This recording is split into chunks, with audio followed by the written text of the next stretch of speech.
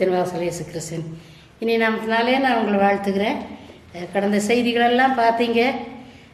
கோயம்புத்தூரில் ஒரு சகோதரன் 7 வருஷமாக அழுகி கீழே தண்ணி நாற்றம் ஆண்டவர் சுகமாக்கினார். எண்ணெய் பூசி இந்த போகிற வாரத்தில் இன்னொரு பொண்ணு கால் 2 அழுகி, 2வது பைல்ஸும் அழுகி போச்சான். கால் 2 மாங்காய் வெடித்த மாதிரி அதுவும் அப்படிப்பட்ட காரியங்களை கர்த்தர் செய்தார்.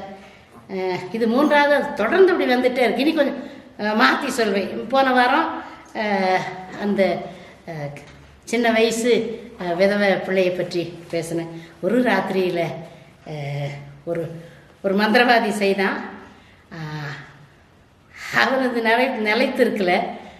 ஆனால் ஒரு ராத்திரியில் ஒரு பெரிய அற்புதத்தை எண்ணெய் பூசி ஜெபம் பண்ணும்போது ஒரு அற்புதத்தை செய்தார். இன்றைக்கு அப்படிப்பட்ட ஆண்டவர் உயிரோடு இருக்கார். மந்திர மாயத்துக்கெல்லாம் பயப்படாதீங்க. கர்த்தர் பெரியவருங்க, எல்லாவற்றையும் உண்டாக்கினவர். அதனால் அவருக்கு பயப்படுவோம். கர்த்தர் நம்ம ஆசைப்படுது. இப்போ 2வது செய்தி கடந்து போவோம்.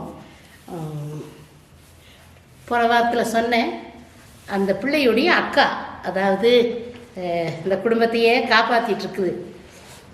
அந்த பிள்ளை என்கிட்ட அந்த நாளில் மாதத்தில் ஒரு தடவை 2 தடவை லீவு போட்டுட்டு 2 பிள்ளைகளும் வருவாங்க. அந்த பிள்ளை கூட்டிகிட்டு வந்து அது எல்லாத்தையும் சொல்லி இருக்குது. அக்காட்ட கூட்டிகிட்டு போய் அங்கே அக்கா மூலமாக அற்புதம் ஆண்டவர் செய்தார். ரொம்ப சந்தோஷம். இப்போது அந்த பிள்ளை ஒரு நாள் வருது, ஒரு ஈஸ்டர் சமயம், அதாவது ஆண்டவர் உயிர்த்தெழுந்த பண்டிகை அந்த சமயத்தில் வந்துச்சு. ஒரு காலையில் நேரத்தில் வந்துச்சு. இன்னைக்கு கொஞ்சம் நேரம் இருந்துச்சு. அக்கா உங்களோட கொஞ்சம் பேசலாம் ஜெபிக்கலான்ட்டு வந்தேன். சரி இப்போ என்னுடைய நேரம் இது ஆண்டவருடைய நேரம். நான் டிஃபன் சாப்பிட்றதுக்கு முதல்ல மறுபடியும் ஜெபம் பண்ணுவேன். இரவு முழுவதும் ஜெபம் பண்ணுறேன், காலையிலேயும் ஜெபம் பண்ணுறேன். அப்புறம் சாப்பிட்றதுக்கு முதல்ல, டிஃபன் சாப்பிட்றதுக்கு முதல்ல பைபிள் வாசித்து இத்தனை அதிகாரம்ன்ட்டு இத்தனை அதிகாரம் இருக்குது, ஒரு 5 அதிகாரம் அப்படியெல்லாம் வாசிச்சுட்டு அது என்னுடைய நேரம். அதுக்கப்புறம் தான் நான் சாப்பிடுவேன். அதுக்கப்புறம் மற்ற காரியங்களை செய்வேன். அது இன்றைய வரைக்கும் நான் செய்துட்ருக்கிறேன். அப்போ என் பிள்ளைகளும் அதான் செய்வாங்க. அது பிள்ளைங்க டிஃபன் சாப்பிட்றதுக்கு முதல்ல பைபிள் வாசி ஜெபம் பண்ணு. அது என்னுடைய கணவருக்கும் அப்படி சொன்னேன். அவர் சும்மா வேலை பார்த்து போ, அதெல்லாம் நான் பண்ண முடியாது அப்படின்னு சொன்னால் டிஃபன் கொடுக்க மாட்டேன். நாங்கள் செய்கிறோமல்ல, எங்கள் அப்பா அம்மா எங்களுக்கு கற்றுக் கொடுத்தது எனக்கு பிள்ளைகளாம் செய்கிறாங்க. நீங்களும் பைபிளை வாசி ஜெபம் பண்ணிங்கன்னா தான் டிஃபன் இல்லைன்னு. வேலையை பார்த்து போ, நான் போய் ஹோட்டலில் சாப்பிட்டேன்னா நீங்களாம் காய்வீங்க, பார்க்கலாம் அப்படின்னு போயிட்டார். சரி எவ்வளோ நாளைக்கு சாப்பிடும். அடுத்த நாள் வந்துட்டார். ஹோட்டல் சாப்பாடெல்லாம் அவருக்கு பிடிக்காது அப்படின்ட்டு கட்டிலில் உட்காந்து பைபிள் எடுத்து வாசிச்சுட்டு என்னை கூப்பிடுவாருங்க, பாரு நான் பைபிள் வாசிக்கிறேன், ஜெபம் பண்ணுறேன். எனக்கு சிரிப்பு அடக்க முடியல. பார்த்தேன் பண்ணுங்க. அப்படி இன்றைய வரைக்கும் அந்த காலையில் எழுந்து சாப்பிட்றதுக்கு முதல்ல குளிச்சுட்டோ பல் விளக்கிட்டோ வந்து அதை ஜெபம் பண்ணணும். அப்படி நான் என்னுடைய ஜெப நேரத்தை நான் சொல்கிறேன். இப்போ நான் ஜெபிக்கிற நேரம் நீ கொஞ்சம் நேரம் உட்காந்துரு, அப்புறம் நான் முடிச்சுட்டு பைபிள் வாசி ஜெபம் பண்ணியோ விருப்பம் இல்லை. இருக்கிறான்க்கா, அப்புறம் நான் உனக்கு ஜெபம் பண்ணுறேன் அப்படி. சரி அப்படின்ட்டு அந்த பிள்ளையுடைய முகத்தை பார்த்தேன். சரியா அப்படின்னு, சரிக்கா அப்படின்ட்டு பல்லு நல்லா சிரிக்குது. சந்தோஷமாக சரிக்கா நீங்கள் ஜெபம் பண்ணுங்க பைபிள் வாசி அப்படின்ட்டு சிரித்த முகத்தோடு அந்த காட்சியை அப்படியே பார்த்து கண்ணை மூடி இப்படி திரும்புகிறேன். நான் திரும்பி ஜெபிக்க ஆரம்பித்த உடனே அந்த சிரித்த முகத்தை அப்படியே என் கண்ணுக்குள்ளே வாங்கி அப்படியே கண்ணை மூடி அப்படி சிவரை பார்த்து நான் அப்படி ஜெபிக்கும்போது ஒரு காட்சி வருது. அந்த காட்சியில் இந்த பொண்ணை பார்க்குறேன். அந்த சிரித்த முகம் அலறுது. அதுக்கு முன்னால் அது ஏன் அப்படி அலறுதுன்னா, அதுக்கு முன்னால் ஒரு வாலிபனுடைய முகம் தெரியுது. அவர் சிகப்பாக இருக்கான், ஒல்லியாக இருக்கான். இப்படி பின்னால் ஃபங்கு அப்படி சுருண்டுட்டு இருக்குது. இந்த ஆதாம் கொட்டைன்னு சொல்லுவாங்களே, அது பெருசாக தெரியுது. ஒல்லியாக இருக்கிறான், சிகப்பாக இருக்கிறான். அவன் இப்படிங்கிறான். இந்த காட்சி அப்படியே பார்க்குறேன், தரிசனத்தை. அது அலறுது. அவன் அப்படி. அப்போ நான் வேகமாக ஜெபம் பண்ணிட்டு நான் என்ன ஆண்டவரேங்கும் போது, நீ சொல்லு வரப்போகிற நாட்களில் அவளுக்கு ஒரு ஆபத்து வருது, நான் அவளை பாதுகாப்பா, அவள் என்னுடைய பிள்ளை, அதனால் நீ சொல்லு, பயப்பட வேண்டான்னு சொல்லு, கொஞ்சம் அக்கறையாக இருக்கு சொல்லு அப்படின்னு சொன்னார். என்னால் ஜெபிக்க முடியல அதுக்கு மேலே.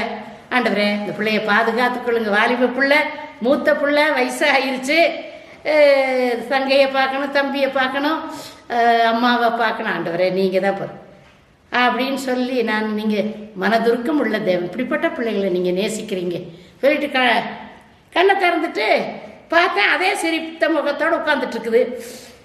சரி, நான் ஜெபம் பண்ணிட்டேன், உனக்கு ஒரு காரியத்தை நான் சொல்லலான்னு நினச்சேன், சொல்லட்டுமா, பயப்படுவியா?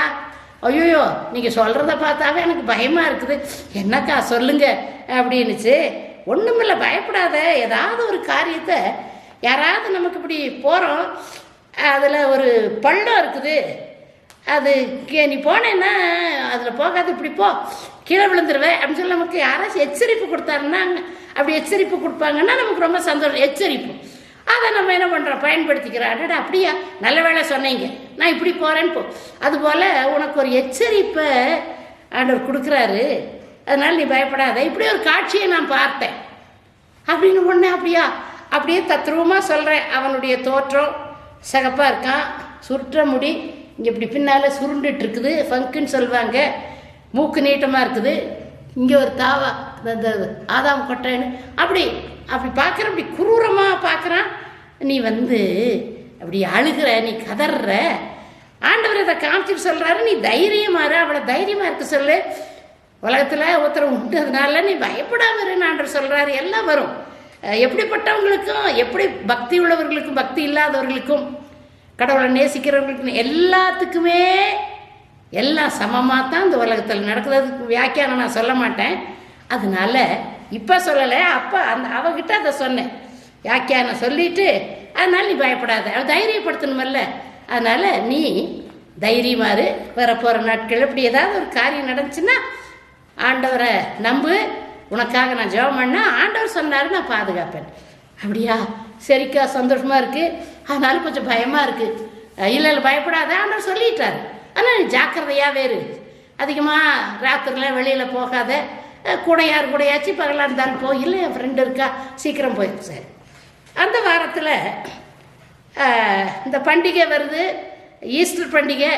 அப்போ அந்த குழந்தைங்க கேட்டுச்சான், அந்த 3 குழந்தைகளும் கேட்டுச்சான், பெரியம்மா பண்டிகைக்கு எல்லாம் பலகாரம் செய்கிறாங்க, எங்களுக்கும் பலகாரம் வேணும், பழமெல்லாம் வேணும் அப்படின்ன உடனே இவளுக்கு ரொம்ப சங்கடமாயிருச்சா. இல்லை மக்களே, நான் கொண்டுட்டு வர்றேன், நான் பலகாரமெல்லாம் அதெல்லாம் நான் பெரியம்மா வாங்கி கொடுத்துட்றேன் அப்படின்னு சொல்லிட்டு சந்தோஷப்படுத்திட்டு, காசு இல்லை கையில், என்ன பண்ணுறது, குழந்தைகளுக்கு எல்லா அக்கம் பக்கத்துலலாம் எல்லாரும் கிறிஸ்மஸ்ஸு, ஈஸ்டர் எல்லா பண்டிகைகளையும் இந்து மக்களும் கொண்டாடுறாங்க, நான் பார்த்துருக்கேன். அப்போது கிறிஸ்மஸும் கொண்டாடுவாங்க, அதுதான் அவங்களுடைய நல்ல வழக்கம்.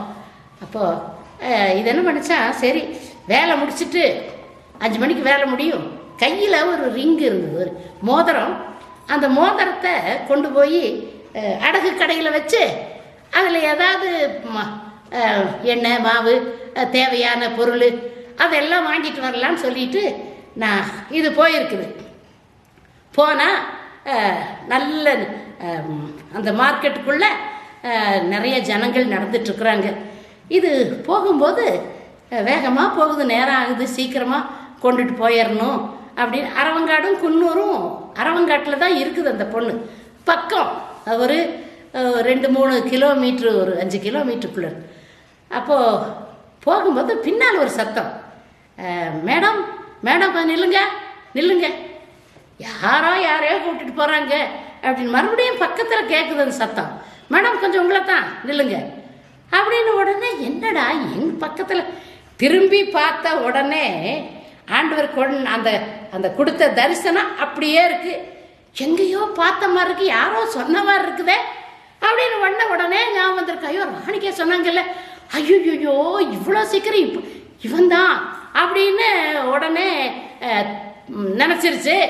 இதே முகம் இதே பக்கத்தில் அப்படி இது என்ன பண்ணுச்சு, கொஞ்சம் நில்லுங்க அப்படின்னா இந்த கொசுவத்தை, சாரி கொசுவத்தை அப்படி கையில் தூக்கி பிடிச்சிக்கிட்டு வேகமாக ஓடி இருக்குது. அப்படி இப்படி தூக்கி இப்படி பிடிச்சிட்டு ஓடுன்னு ஓடி இருக்கு. நிறைய ஜனங்கள் குறுக்க மறுக்க அவனுக்கு அவன்கிட்ட அகப்படக்கூடாதுன்னு சொல்லிட்டு குறுக்க மறுக்க இப்படி இப்படி இப்படி இப்படி இப்படி போய் பின்னாலேயே வர்றான். நில்லேன்ட்டு இது போய் அங்கே மேடு பள்ளமாக இருக்கு. எங்கள் ஊர் ஒரு மேட்டில் அங்கே யாரும் இல்லை. அப்படிப்பட்ட அங்கே ஒரு மாதா கோயிலுக்கு போகிற ஒரு இடம். இது நேராக போயிருக்கு. நேராக போய் இந்த கோயிலில் போய் உட்காந்துக்கலாம், அப்புறம் கொஞ்சம் நேரம் கழித்து போகலாம். இது வேகமாக போகும்போது கரெக்டாக வந்து நான் பார்த்த தரிசனம் அப்படியே நிலை அப்படின்னு முன்னால் நின்று என்ன சொல்லிகிட்டே இருக்கிறேன், என்ன போயிட்டே ஐயோயோன்னு தோளை பிடிச்சிருக்கான். தோளை பிடிச்ச என்ன ஏன் கத்துற, பின்னால் நான் எவ்வளோ நாள் வந்துட்டுருக்குறேன் அப்படின்னு ஒன்று ஐயோ ஏசப்பா கத்துன உடனே அங்கே இந்த பேக்கரி திங்ஸு அதை வந்து அங்கே செய்கிறாங்க. அந்த அந்த அந்த அந்த பக்கத்தில் ஒரு கடையில் செய்கிற இடம். அதில் இந்த ட்ரேயில் பன்னு ரொட்டியெல்லாம் ஒரு பையன் அவன் எடுத்துட்டு கடைக்கு கொண்டுட்டு போகிறான். அவன் வெளியில் இந்த தூக்கிட்டு வெளியில் வந்திருக்கான். வெளியில் வந்த உடனே இதை பார்த்த உடனே அவன் உள்ள சத்தம் போட்டான், ஏட்டா வேக வரி இவ்வளோ வந்து நோக்கு வேக அப்படின்னு சத்தம் போட்டுக்கிறான். அப்போ உள்ளே இருந்து 2-3 பசங்க ஓடி வந்தாங்க. ஓடி வந்து இதை பார்த்த உடனே அவனை பக்கத்தில் பிடிச்சே யார் நினச்சிட்டு இருக்கடா, அவன் அந்த பொண்ணு எங்கள் சொந்தக்கார பொண்ணு, என்ன நினச்சிட்டு இருக்கிற அப்படி 2 அரைச்சல் கொடுத்த உடனே விட்டு அடித்து ஒரே ஓட்டம் ஓடிட்டான். இது ஏமா அப்படி தனியாக வந்திருக்கிற, நேரமாக ஆச்சே, மணி 6 ஆகுதே, இப்படி தனியாக வரலாமா, சரி வா இந்த பஸ் ஸ்டாண்டு வரைக்கும் நான் கூட்டிகிட்டு போகிறோம், அங்கே வரைக்கும் அப்புறம் நீ போன்னு சொல்லி 2 பேர் கூப்பிட்டு வந்தாங்க. கூப்பிட்டு வந்து இதை அப்படி இப்படியெல்லாம் அவன் ஒரே ஓட்டம் ஓடிட்டான். உள்ளே வந்து பஸ்ஸு வந்து ஏறி அப்பா தப்பிச்சிட்டோம், ஆண்டவர் தான் என்னை காத்தார், ஏசப்பான்னு நான் கூப்பிட்டேன், அவர் தானே என்னை பாதுகாக்கிறேன்னு சொன்னார், நல்ல வேலைன்னு சொல்லி இப்படி அப்படி பஸ்ஸில் உட்காந்து இனி கவலை இல்லை, அவன் இனி வரமாட்டான், பக்கத்தில் வரமாட்டான். இப்படி பார்க்கும்போது அந்த பஸ்ஸு அந்த வெளிச்சத்தில், அந்த லைட் வெளிச்சத்தில் அவன் நின்று இப்படி பார்க்குறானா, அப்படி பார்க்குறான். எந்த பக்கம் 4 பக்கம் பார்த்துட்டு இருக்கிறானா, அப்படி நின்று பார்க்குறாங்க. அப்புறம் இது டக்குன்னு தலையை அந்த பஸ்ஸு சீட்டு கீழே அப்படி தலையை குனிஞ்சிட்டு உட்காந்துச்சா. பக்கத்தில் இருக்க அந்த பொண்ணு கேட்டுச்சான், என்ன ஆச்சு உனக்கு ஏன் அப்படின்னு. ஒன்றுமில்லை தலைவலி. அப்புறம் வந்து வீட்டுக்கு வந்ததுக்கப்புறம் ஒன்றும் வாங்கலை, அம்மாட்ட கொடுத்து அம்மா நீ போய் எல்லாம் வாங்கி குழந்தைகளுக்கு இந்த பண்டிகைக்கு எதாவது செய்யும். கர்த்தருடைய நாமத்துக்கு ஸ்தோத்திரம். அதுக்கப்புறம் வந்துச்சு அந்த பொண்ணு வந்து, அக்கா அழுகுது, ஓன்னு அழுகுது. அன்னைக்கு நீ சிரிச்சிட்டு இருந்த, உன் சிரிச்ச முகத்தை பார்க்குற, இப்போ வந்து நீ அழுகிறியே, ஏம்மா இந்த மாதிரி நீங்கள் பார்த்தா தரிசனம் அப்படியே வாழ்க்கையில் இன்னைக்கு இருக்கிறாங்க, அப்படியே நிறைவேறிச்சு. அதே ஃபங்கு, அதே சகப்பு, அதே மூக்கு, அதே அப்படி பயங்கரமாக இருந்துச்சு. நான் என்ன ஆயிருப்பனோ, நல்ல வேளை அந்த பேக்கரி திங்ஸ் செய்கிற அந்த இடத்துக்கு போனதுனால தப்பிச்சேன். நாங்கள் ஒரு மாதா கோயிலில் போய் பேசாமல் உட்காந்துக்கலான்னு சொல்லி ஓடுனேன். ஆனால் ஆண்டவராக்கிய கர்த்தர் நீங்கள் சொன்ன தரிசனத்து பண்ணி காத்தார். கர்த்தருடைய நாமத்துக்கு ஸ்தோத்திரம். பாதுகாக்கிற கர்த்தர் இல்லையா, அதுவும் கர்த்தரை நேசிக்கிற பிள்ளைகளை அவர் பாதுகாக்கிற ஒரு வசனத்துக்கு நம்ம கடந்து போவோம். பிரசங்கி 11ஆம் அதிகாரம் 9-10 வசனத்தை வாசிக்கிறேன். பிரசங்கி 11ஆம் அதிகாரம் 9-10. வாலிபனே உன் இளமையில் சந்தோஷப்படு, உன் வாலிப நாட்களிலே உன் இருதயம் உன்னை பூரிப்பாக்கட்டும், உன் நெஞ்சின் வழிகளிலும் உன் கண்ணின் காட்சிகளிலும் நட. ஆனாலும் இவையெல்லாவற்றின் நிமித்தமும் தேவன் உன்னை நியாயத்திலே கொண்டு வந்து நிறுத்துவார் என்று அறி. நீ உன் அடுத்த வசனம் 10வது வசனம், நீ உன் இருதயத்திலிருந்து சஞ்சலத்தையும் உன் மாம்சத்திலிருந்து தீங்கையும் நீக்கி போடு, இளவயதும் வாலிபமும் மாயையே. இது யார் எழுதுனது நமக்கு தெரியும், சாலமன் ஞானி. நான் யார்ட்டையாச்சும் பைபிள் வாசிக்கணும்னு சொல்லும்போது இந்த நீதிமொழிகள், பிரசங்கி, சங்கீதம் இதைத்தான் வாசிக்க சொல்வேன். புதிய ஏற்பாடை வாசிக்க சொல்வேன். ஆனாலும் கூட இதை நம்ம என்னுடைய குடும்பத்தில் நீதிமொழிகள் 31 நாளைக்கு ஒவ்வொரு பிள்ளைகளும் ஒவ்வொரு அதிகாரம் வாசிக்க, ஒவ்வொருத்தரும் ஒவ்வொரு நாளைக்கு ஜெபம் பண்ணுவோம் குடும்ப ஜெபத்தில். அந்த ஞானியை பற்றி நமக்கு தெரியும். அவனுக்கு முன்னே இருந்ததில்லை, பின்னையும் அப்படிப்பட்ட ஒரு அரசன் தோன்றவில்லை. ஏன்னு சொன்னால் அவனுக்கு முன்னால் இந்த ராஜ்யபாரத்தை கொடுத்துட்டு உனக்கு என்ன வேணும் கேளுங்கிறார் ஆண்டவர். அவன் ஒன்றும் கேட்கல. இந்த ஜனங்கள் ஆள்வதற்கு எனக்கு ஞானத்தை தரும். ஆண்டவர் சொன்னாராம், ஆயுசை கேட்கல, ஆசையை கேட்கல, ஜனங்க தேசத்தை கேட்கல, நீ ஞானத்தை கேட்டபடினா நீ கேட்காதவற்றை நான் உனக்கு கொடுத்தேன்னு சொல்லி ஆண்டவர் கொடுக்குறார். நம்முடைய ஜெபம் எப்படி இருக்குது? சரி, அது இருக்கட்டும். நம்ம ஆண்டவர்கிட்ட கேட்கும்போது குறிப்பாக சில காரியங்களை நம்ம ஜெபிக்க கற்றுக்கொள்ளணும். அதையும் இதையும் போட்டு அலசக்கூடாது. நம்முடைய வாழ்க்கையில் ஒவ்வொரு நாளும் தேவைகள் உண்டு.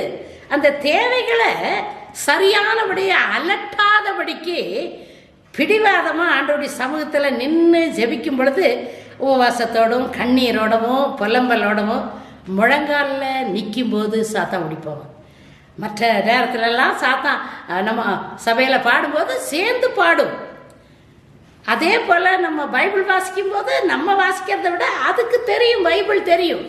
ஆனால் ஜெபிக்கும் போது மாத்திரம் சாத்தான் நிற்க மாட்டான். சரியா? ஏன்னு சொன்னால் அந்த முழங்காலுக்கு அவ்வளோ வல்லமையை ஆண்டவர் கொடுத்துருக்கிறார். யாரை ஜெபிக்கணும்? முக்கியமாக வாலிப பிராயத்தில் இருக்கவங்க ஜெபிக்கணும். வாலிப பிள்ளைகளுக்கு பாதுகாப்பு கிடையாது. போன வாரத்தில் பேசின யாருக்கும் பாதுகாப்பு கிடையாது. வாலிப பிள்ளைகளுக்கும் கிடையாது, பசங்களுக்கும் கிடையாது, யாருக்குமே கிடையாதுங்க.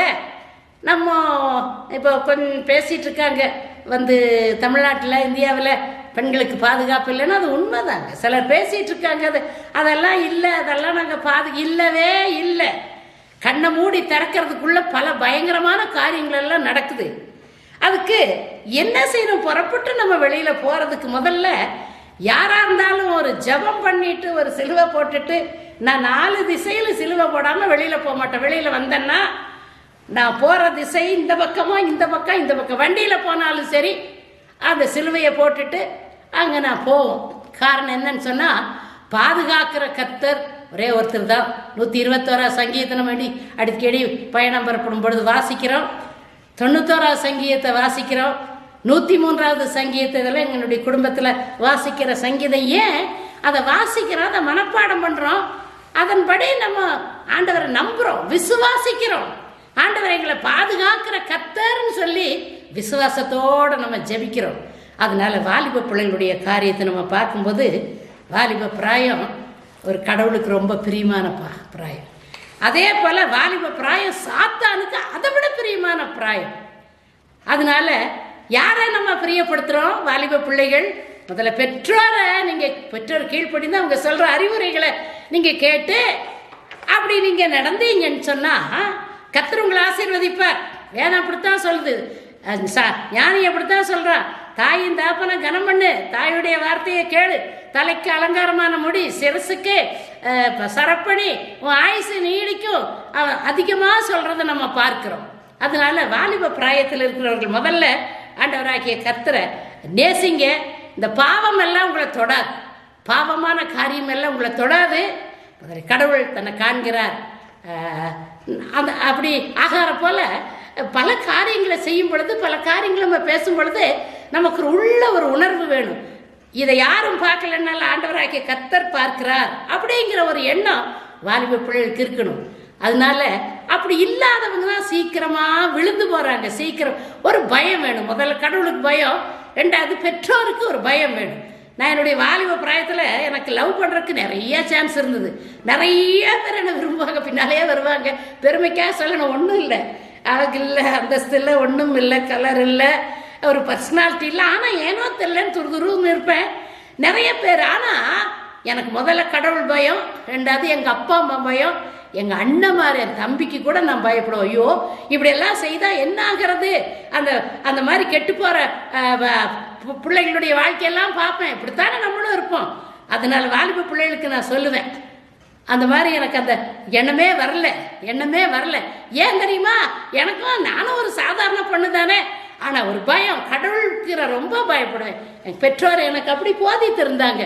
கர்த்தர் காண்கிற தேவன், கர்த்தரை பிரியப்படுத்தினா தான் வாழ்க்கை, அழகான வாழ்க்கை, ஆசீர்வாதமான வாழ்க்கை அவர் தருவார். 2வது உங்களை எங்களுக்கு கொடுத்துருக்கிறார், நாங்களும் அதை செய்வோம். அப்படி செய்யாத பிள்ளைகளுடைய வாழ்க்கை பெண்களாகட்டும் ஆண்களாகட்டும் சீரழிந்து எந்த லவ் மேரேஜும் சக்சஸ் ஆகிறது இல்லைன்னு தான் சொல்றேன். சக்சஸ் ஆகிறது இல்லை.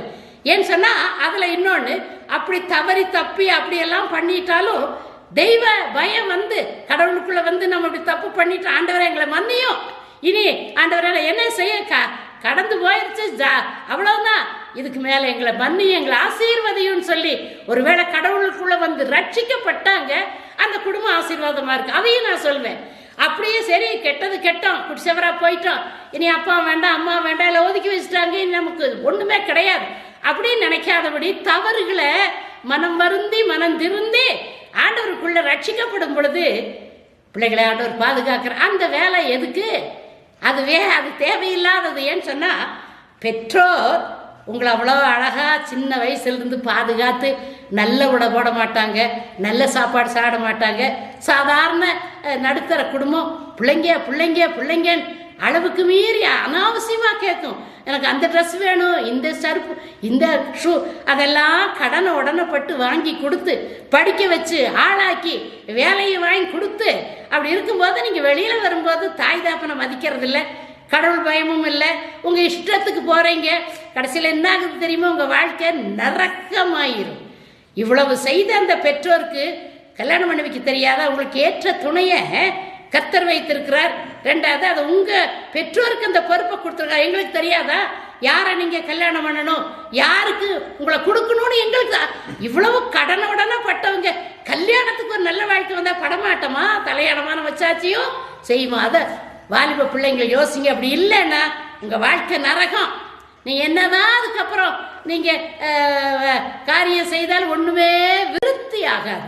சரியா? நாங்கள் வாழ்ந்துருவோம், வாழ்ந்து காட்டுவோம். ஒருவேளை அறியாமல செய்யறவங்க நிறைய பேர், சில தெரிந்து துக்கப்படுத்துறீங்க. முதல்ல யாரை துக்கப்படுத்துறீங்க? ஆண்டவரை துக்கப்படுத்துறீங்க.